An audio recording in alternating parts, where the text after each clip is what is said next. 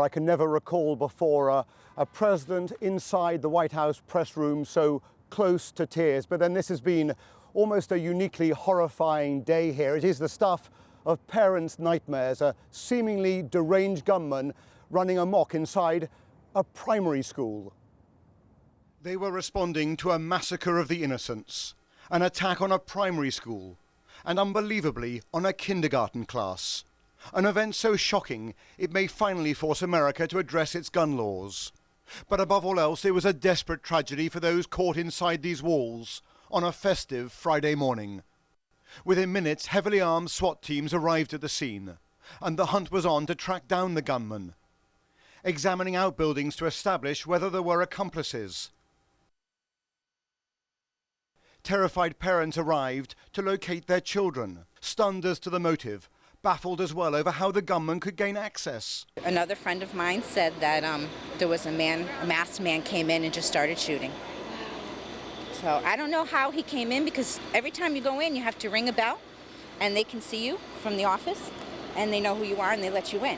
So I don't know if it's somebody they knew. I was in the gym, and I heard I heard like 7 loud booms, and the gym teachers told us to go in the corner.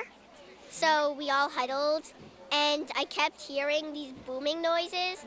When we were gone doing morning meeting, we heard like shots, and everybody went on the ground, and Miss Martin just closed the door, and we went to the corner. We like right near the window in our classroom, and like we saw like police officers, and we heard them on the roof and in our building. Children were kept locked in their classrooms until it was safe to evacuate them to a nearby fire station. A few hours later came news of the death toll.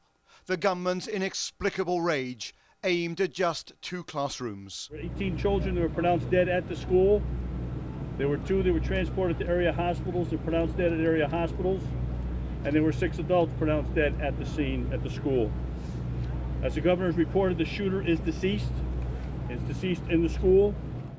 But it was at the White House, with its flag at half-mast, where the shock of the nation was captured. The president, so often described as cool and aloof, was wiping away tears and struggling for composure. The majority of those who died today were children. Beautiful little kids between the ages of 5 and 10 years old.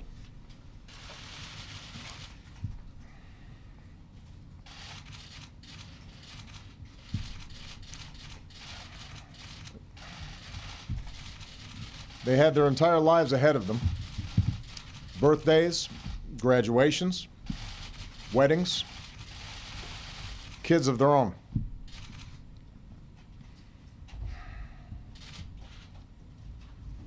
Among the fallen were also teachers, men and women who devoted their lives to helping our children fulfill their dreams. So our hearts are broken today.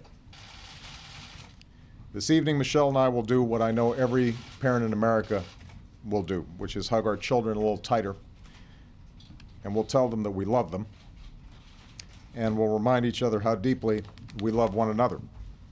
But there are families in Connecticut who cannot do that tonight, and they need all of us right now. Back in Connecticut, the scale of the tragedy is only now sinking in. But the target of this attack, a primary school, and the numbers killed, has deeply shaken a nation so long and so wearily familiar with these shootings. Robert Moore, ITV News, Washington.